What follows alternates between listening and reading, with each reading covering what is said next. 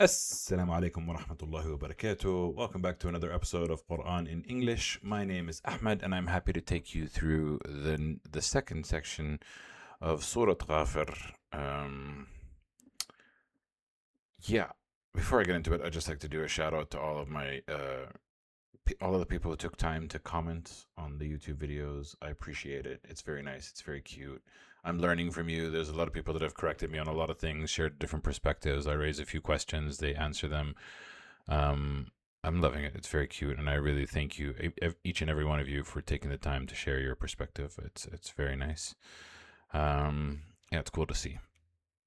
And as usual, Mr. Matar, you're always there, so I appreciate you. Yeah, so what am I doing here? I'm here to learn about the Quran, read it in Arabic, discuss it in English. I will be making mistakes because that's how learning happens. So if you like that type of content, feel free to hang around and check it out. If not, then maybe this ain't for you. But yeah, let's get into it. I love the Quran. I love being here. I love doing this. So let's give it a go. أعوذ بالله من الشيطان الرجيم. بسم الله الرحمن الرحيم. أولم يسيروا في الأرض فينظروا كيف كان عاقبة الذين كانوا من قبلهم كانوا هم أشد منهم قوة وآثارا في الأرض فأخذهم الله بذنوبهم وما كان لهم من الله من واق.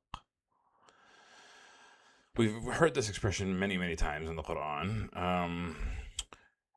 Did they not travel through the earth, and they can see how was the end of those who were from before them? So did they not travel on the earth and see, the people that before them, what happened to them, the end of them? They were stronger in might, stronger than them in strength, and their impressions in the earth were bigger. But then God sees them for their sins, and nobody was for them against God and in any sort of protection. Nobody was able to protect them from God. Yeah, I always struggle with this because it's like, do they not see? Maybe it was more apparent back then because, like, I mean, I'm well traveled, but I don't see. But maybe this ain't for me. You know what I mean? And we're going to get into an interesting conversation because we're going to talk about Moses, and there's somebody in the time of Moses that I have a curiosity about. But we'll get to that when we get to that. ذلك بأنهم كانت تأتيهم رسلهم بالبينات فكفروا فأخذهم الله إنه قوي شديد العقاب. That is because they used to come to them, the messengers, with clear proofs, but they disbelieved them, and so God sees them. Indeed, he is all strong, severe in punishment. Shout out to Safa. Iqab is not punishment. Adab is punishment. I don't think that's accurate. I think Iqab is punishment and Adab is torture. If I think about it. Anyway. But yeah, so what is it saying here? It is saying messengers used to come with clear proofs, but they all persisted in disbelief, so God sees them. God is severe and powerful in punishment. وَلَقَدْ أَرْسَلْنَا مُوسَى بِآيَاتِنَا وَسُلْطَانٍ مُبِينٍ. And certainly we sent Moses with our verses, with our signs, and an authority that was clear.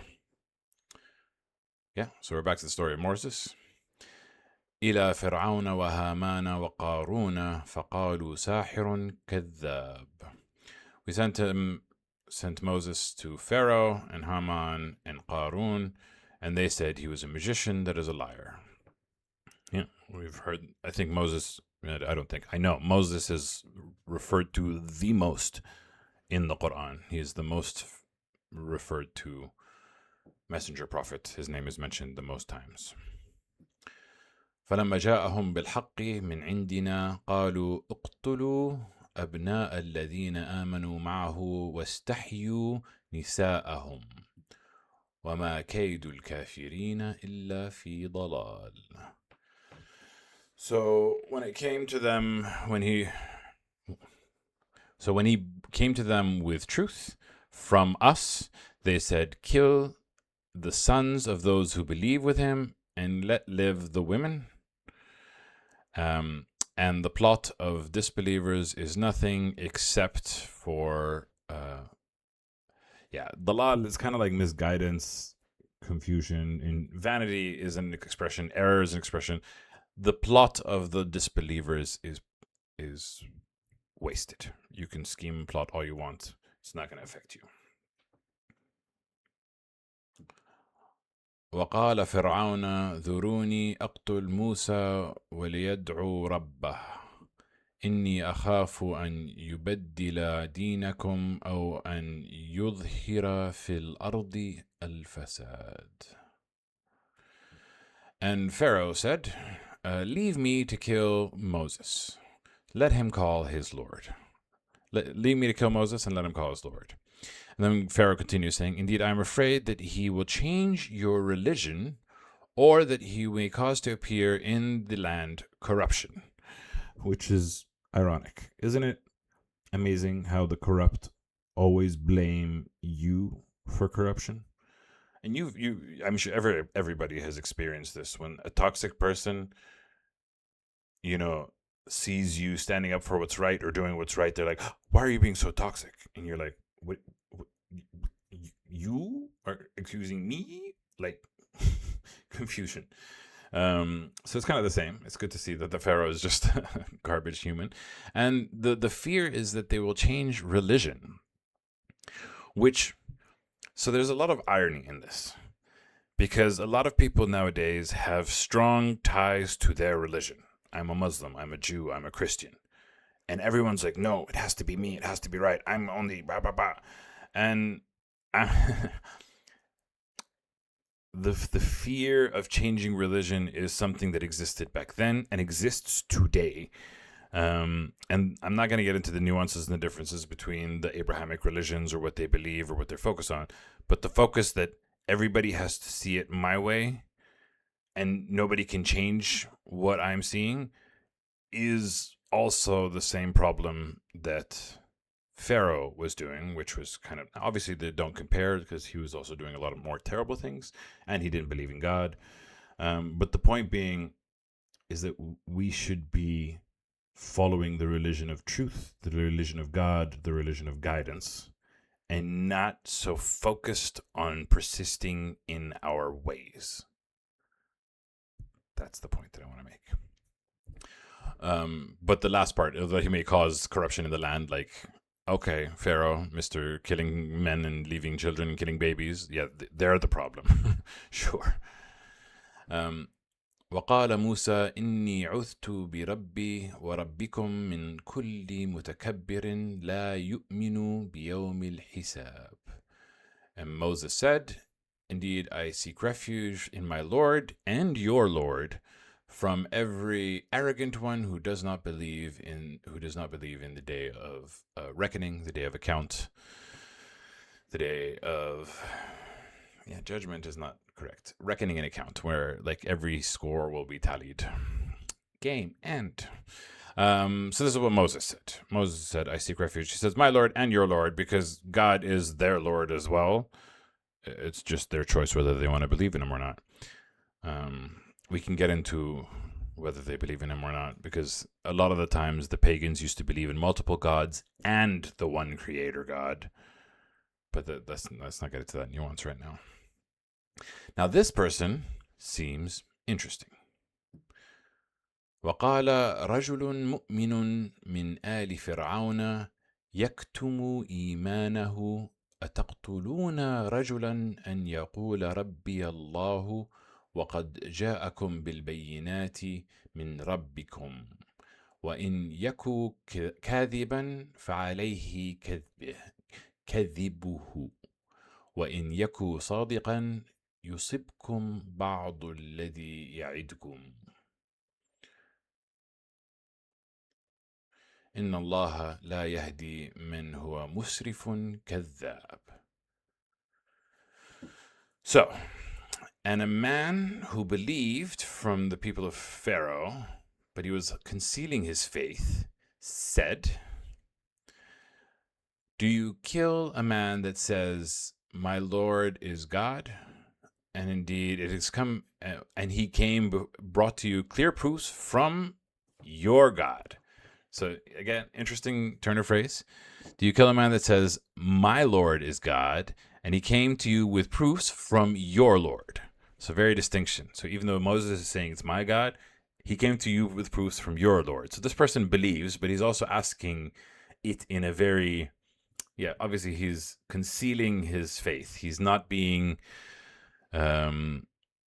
he's not showing that he believes, and he's asking kind of a rhetorical question, because usually that's the best way to get through to people who are stubborn, is to like get them to get to their conclusion. So he came to you with proofs from your Lord. And then he says, and if he was a liar, then upon him is his lie. It's a lie, and, he's going to carry the weight of it, and there's nothing that's going to change. But if he was telling the truth, maybe it'll strike you some of what he promises you, or he threatens you with. So if he's telling the truth, then maybe you're going to get what he got. Like, if he's a liar, nothing's going to happen. If he's telling the truth, maybe you're going to get it. Which, okay, it's also a difficult concept to have, because humans can lie, and acting based off of a threat that you don't necessarily believe might be difficult. But this person is saying that. And then he continues saying, indeed, God does not guide whoever is the transgressor of a liar. Will you kill a man, i.e. Moses? Yeah, we know we're talking about Moses. But thank you for that clarification. So I don't know who this man is. And he has a lot of verses. And I don't know if he's an archetype or if he's a perspective, but this person who believed but was on the other side. And it's good to it's good to note that maybe at the time of Moses, this person wasn't apparently a believer. It's good to note that sometimes you think somebody is not believing, but in their hearts it is believing, and they're trying whatever they can to support. The lesson here for me is to not judge anybody, because you don't know what's in their hearts. Don't judge by their words, judge by their actions to some extent. Anyway, but I don't know who this man is, because he plays a big role in these next verses. He continues saying, يا قومي لكم الملك اليوم ظاهرين في الأرض فمن ينصرنا من بأس الله إن جاءنا قال فرعون ما أريكم إلا ما أرى وما أهديكم إلا سبيل الرشاد.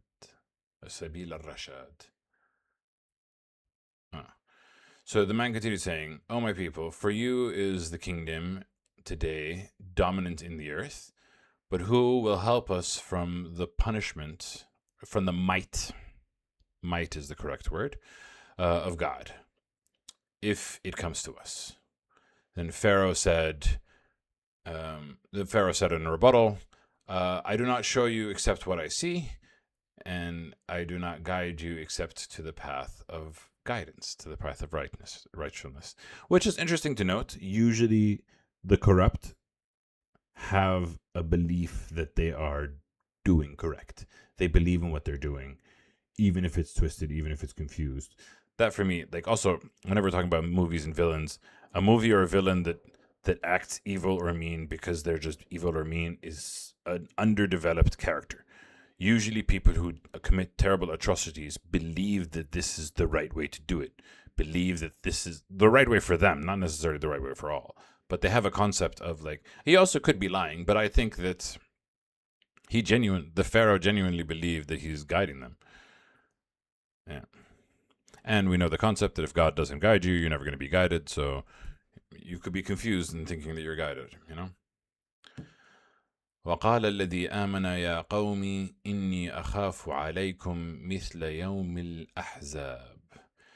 And said the one who believed, he continues talking, "O my people, indeed I fear upon you the likes of a day of the enemy forces." Enemy forces is correct, because there's also a verse called Al-Ahzab. I'm going to just do this and make my life easier.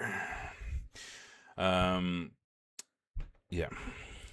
And he said the day of the Ahzab. So who are the Ahzab? He continues saying, مثل دأب قوم نوح وعاد وثمود والذين من بعدهم وما الله يريد ظلما وما الله يريد ظلما للعباد.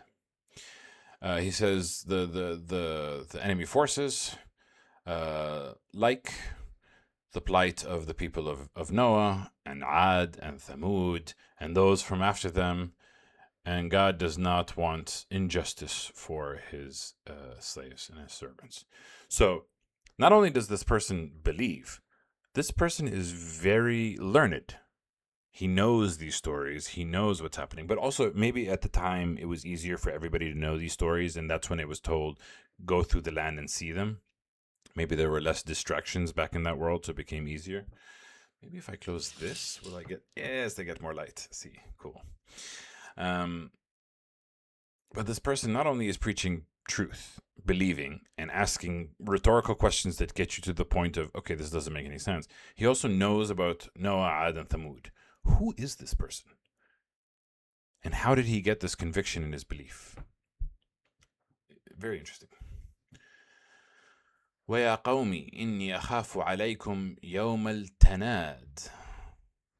And oh, my people, indeed, I fear upon you the day of calling, the day where you'll be crying out to each other. Like, this person not only knows, but he understands completely. يَوْمَ تُوَلُّونَ مُدَبِّرِينَ مَا لَكُمْ مِنَ اللَّهِ مِنْ عَاصِمٍ وَمَنْ يُضْلِلِ اللَّهُ فَمَا لَهُ مِنْ هَادٍ. On the day that you will turn back, fleeing, it is not for you from God, from any protector. They said so many different words for protector. No, the awesome here, and waq before or after. الأرض فساد إنه ضلال ساحر كذاب مبين. Okay. No, it'll say waq a bit later. I read it before and I didn't say it. يوم التناد من عاصم. Asim is, I want to say, opponent. You know? Right? No, Dutch, English, Arabic.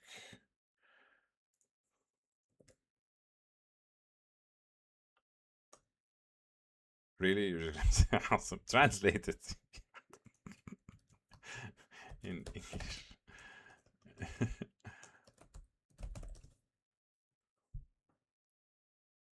Oh, protector, defender, or guardian. Okay.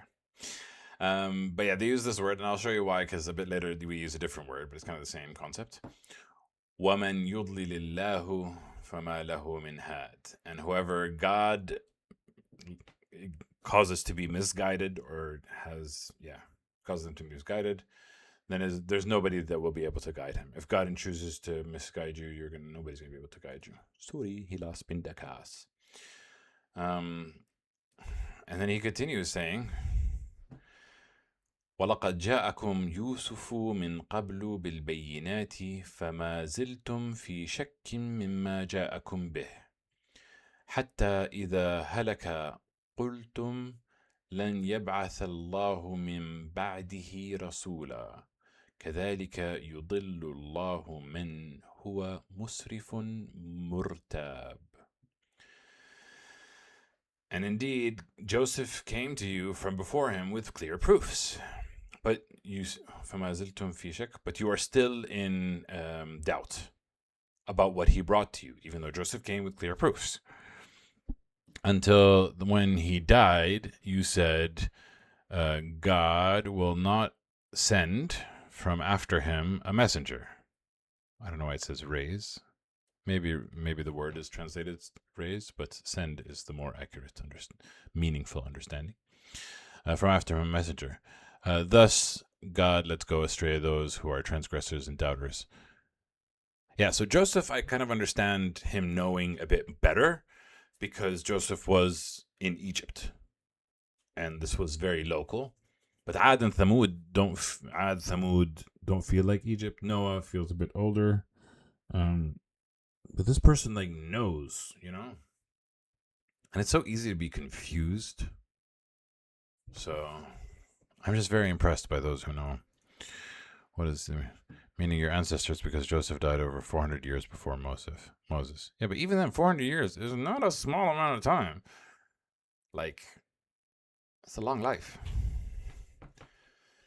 So who is this person, this believer? الذين يجادلون في آيات الله بغير سلطان آتاهم. الذين يجادلون في آيات الله بغير سلطان آتاهم. كبر مقتا عند الله وعند الذين آمنوا كذلك يطبع الله على كل قلب متكبر جبار. There's that word. Someone had posted a comment saying maqt is hatred, I believe. I could be confused, but I appreciate all the comments, is all I'm saying. Those who dispute in considering the signs of God without any authority that has come to them, greatly is the hate. كبر مقتا عند الله وعند الذين آمنوا. How despicable is that for the God and the disbelievers? No, greatly is that hated near God and near those who believe. It's not that how despicable is that for Allah and His believers, it's how much they hate, how much God and the believers hate this. I mean, I don't really hate it. I don't really care for the disbelievers. They're not my focus. It's the believers I care about. The disbelievers can beep, beep, beep, beep. It's YouTube censorship. It was a really bad insult, but the YouTube censorship got there. Thus, God stamps over the hearts of every arrogant tyrant. So this person is referencing Ad, Thamud, Noah, Joseph, talking about God's signs and disbelievers and transgressors. Like, he's preaching gospel. He's preaching truth. A lot of it. Who is this person? وقال فرعون يا هامان ابني لي صرحا لعلي أبلغ الأسباب. وقال فرعون يا هامان ابني لي صرحا لعلي أبلغ الأسباب. And then Pharaoh said, O Haman, construct for me a tower that is so that I may reach the ways, the pathways. Which pathways? أسباب السماوات فأطلع إلى إله موسى وإني لأظنه كاذبا وكذلك زين لفرعون سوء عمله وصد عن السبيل وما كيد فرعون إلا في تباب. Which ways? The ways of the heavens, so that I may look upon the God of Moses, and indeed I think of him as to be a liar. And thus it was made fair seeming. Thus it seemed like a good idea to Pharaoh. The evil of his deeds was like, oh, I'm so clever, I'm so smart. Seemed like a good idea. And وصد عن السبيل, and he was blocked from the path. He was hindered from the right way. He was blocked from the path. And the plot of Pharaoh was nothing except for ruin. But the plotting of Pharaoh was only in vain. What does it say? See 28:38. No, we're good, actually. It's pretty clear. He thinks he's a liar. Of course he does. Was there a knock? Oh, no, I don't think so. وقال الذي آمن يا قوم اتبعوني أهدكم سبيل الرشاد. And the one who believed said, follow me, I will guide you to the path that is correct and guided. Who are you? We know what Moses said. We know what Aaron said. We know what the Jews said. We know what the magicians said. We know what Pharaoh said. We know what many people said. Who are you? يا قومي إنما هذه الحياة الدنيا متاع وإن الآخرة هي دار القرار. He said, "Oh, my people, indeed this life of the world is only for enjoyment, and indeed the hereafter is the home of settlement." How do you know all of this? Or maybe he just paid attention to the lessons that were shared from before it. But like, how do you have such a strong supporter? Because it is an indication by they said that the man who believed, he's not named as a prophet, a messenger. He's not named at all. He's named as a person, which is kind of powerful and significant. I mean, a lot of the times we remember the names of the prophets and the messengers, but we don't recognize that in order for faith to spread, it also takes human people, as if the others aren't human, ordinary people. Oh, ordinary, I don't like the word. People that aren't messengers or prophets. It takes them speaking up, it takes them preaching, it takes them sharing, it takes them being true and being honest and being fair. And they're very powerful. Hold on to truth and spread it as far as you can, essentially. من عمل سيئة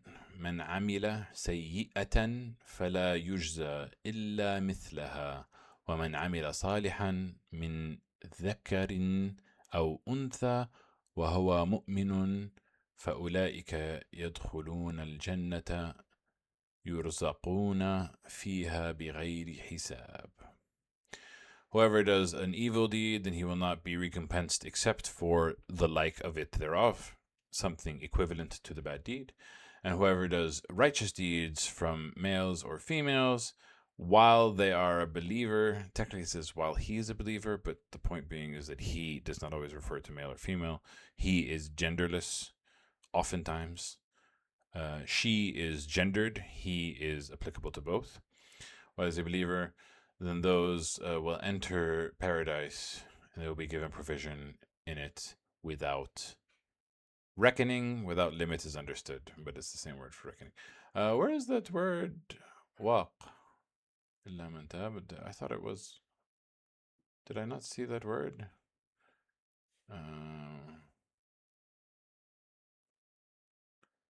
Because I talked about. Oh wait, did I read after it? Maybe is it? أصحاب النار. No. Huh. Am I seeing things? Sorry, I just want to try and find. I thought it was at the end of a verse.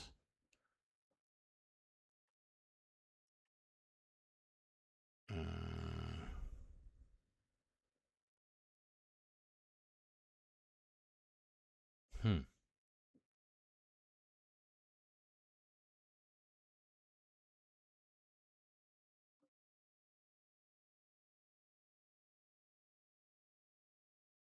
Aha. Manwaq. Okay. Not said for anything for as a protector. It was the first verse. And it was not for you against God any waq, which is different to the word awesome, because awesome is used protector or defender. What does waq mean? Ooh. Girlfriend. Protective.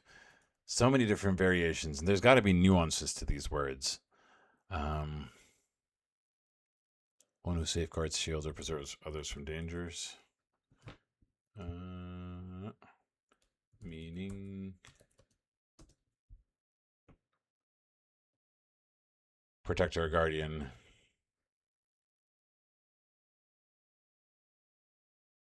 Surat Ghafir, Surat Al-Ra'd, protector against God. I don't know what the differences are between these words, but I mean, the Quran is kind of marvelous. But that brings us to the final verse of today, chapter 4, verse 40 of chapter 40. 40. Oh. We used to play a game when we were younger called 40. I think, right? Hide and seek 40. Is that a thing? Yeah. 40, known as 40. An exciting mashup of hard to seek and tag. Wow. How to play 40-40. Wow, I completely forgot about this until now. That was a very wild thing. But yes, thank you for watching. Welcome to my distracted learning of Quran. Yeah, I am excited. And I will see you guys next week. As usual, we always end with Sadaq Allah al-Azim. Not official, but not bad.